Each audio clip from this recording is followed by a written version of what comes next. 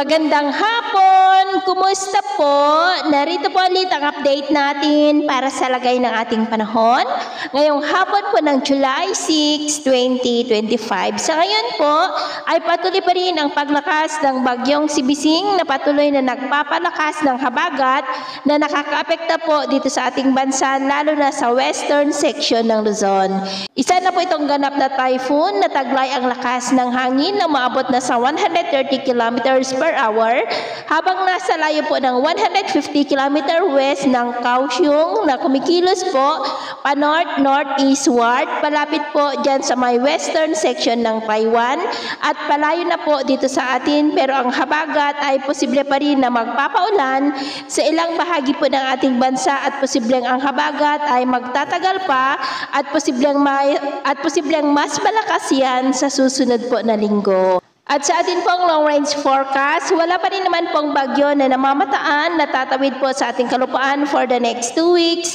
Pero hindi pa rin inaalis ang posibilidad na may mabubuong sama ng panahon lalo na dyan sa may northeastern part ng ating bansa na patuloy po na magpapalakas ng habagat. At sa lagay ng ating panahon, ngayong hapon ay nakakaranas ng maulap na kalangitan with isolated rain sa Ilocos Region, Cordillera, ilang bahagi ng Cagayan, Nueva Vizcaya, Central Luzon, Panay Island, Negros, Cebu, Bohol, Leyte, Samar Provinces, Zamboanga Peninsula, Northern Mindanao, Caraga, Davao Region, Sorsogon, at maging po dyan sa may Batanes at Babuyan Islands. At mamayang gabi may mga isolated rains pa rin sa ilang bahagi ng ating bansa, lalo na dyan sa may Mindanao, ilang bahagi ng Visayas, western section ng Central Luzon, coastal areas ng Ilocos Region, ilang bahagi ng Cagayan, Nueva Vizcaya, Batanes at Babuyan Islands. Kaya mag-ingat po tayo dahil posible pa rin ang mga banta ng mga pagbaha at pagguho ng lupa.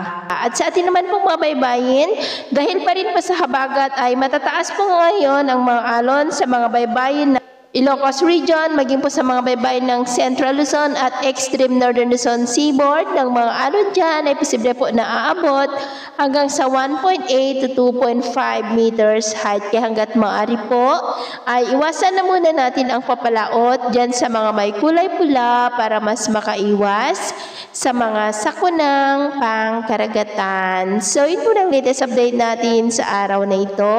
At ako po muna si James na nagsasabing sa kahit anong pagsubok po na darating sa ating buhay, huwag na huwag po tayong mawawalan ng pag-asa. Thank you and God bless!